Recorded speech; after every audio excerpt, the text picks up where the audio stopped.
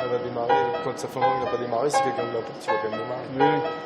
Sans fonction de la température. Aujourd'hui, Jean-Baptiste vient vérifier auprès de son client le fonctionnement de la chaudière bois dont il a préparé et suivi toute l'installation.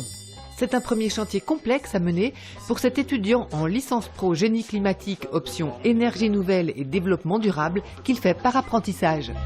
C'est pas facile à concevoir, surtout que c'était sur une exploitation presque industrielle, hein, puisqu'on est sur du viticole, c'est pas du tout la maison pavillonnaire. Pour ce jeune professionnel qui souhaite se perfectionner dans les nouvelles énergies génératrices de chaleur, le projet de son client est idéal. Cet exploitant viticole souhaite en effet chauffer ses halls de stockage et d'étiquetage qui ne l'étaient pas encore. C'est par rapport à l'étiquetage des bouteilles. Quand on montait le vin de la cave, avec le froid, ça condensait et donc les étiquettes ne collaient pas. Donc il fallait avoir une température ambiante de 15 degrés minimum pour avoir un bon étiquetage en hiver, pour les commandes de Noël. Déjà équipé d'une chaudière gaz, il n'envisage pas d'utiliser cette énergie trop coûteuse. Son idée est plutôt d'utiliser les 10 à 15% de pieds de vigne arrachés annuellement sur leur parcelle comme biocombustible gratuit. Le problème, c'était la surface. Donc au gaz, ce serait un coût énorme, on pense, quoi. Donc là, l'idée, c'était d'avoir un consommable qui était gratuit quelque part.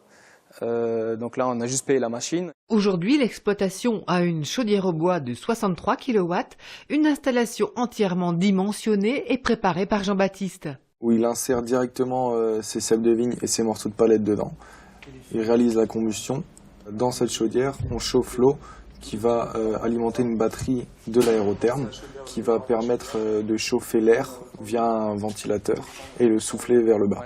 C'est-à-dire là, vous avez une manette qui fait un mouvement de 10 fois pour descendre. Ce qui est intéressant, c'est de pouvoir mettre en corrélation différentes technologies pour augmenter les performances d'une installation complète. Et l'installation de Jean-Baptiste permet de répondre aujourd'hui aux besoins de son client.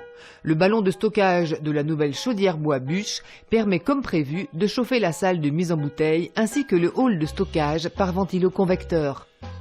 Un système a aussi été mis en place pour utiliser l'eau chaude sanitaire produite à température élevée parce que le client a également besoin de laver ses filtres à 90 degrés pour la mise en bouteille.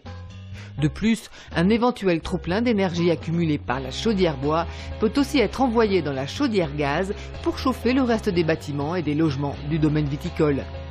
Des fonctionnalités techniques qui ont nécessité beaucoup de calculs, de dimensionnement en amont pour Jean-Baptiste. On apprend tous les jours de nouvelles contraintes, de nouvelles technologies par rapport à ce projet et c'est des choses qu'on n'a pas l'habitude de voir, donc il faut sans cesse être avec les fournisseurs, avec les fabricants également pour voir au niveau de la régulation, du dimensionnement également parce qu'on est sur des régimes d'eau spéciaux. Il y a beaucoup de calculs à faire au niveau de la puissance à installer, de la puissance des tuyaux à installer en fonction des besoins de la maison. La taille des émetteurs en fonction, pareil, des besoins, des déperditions de la maison. Et tout ça, ça se calcule, ça se dimensionne et c'est relativement long à mettre en place. Au bout de ces 3 années de formation, Jean-Baptiste est capable aujourd'hui de faire du commerce, des études, du chiffrage et du suivi de chantier pour des demandes d'installation thermique en énergie renouvelable. Des compétences qui sont très recherchées actuellement dans le secteur du bâtiment, acteur économique le plus concerné par l'obligation de diviser par 4 nos consommations énergétiques et nos émissions de gaz à effet de serre.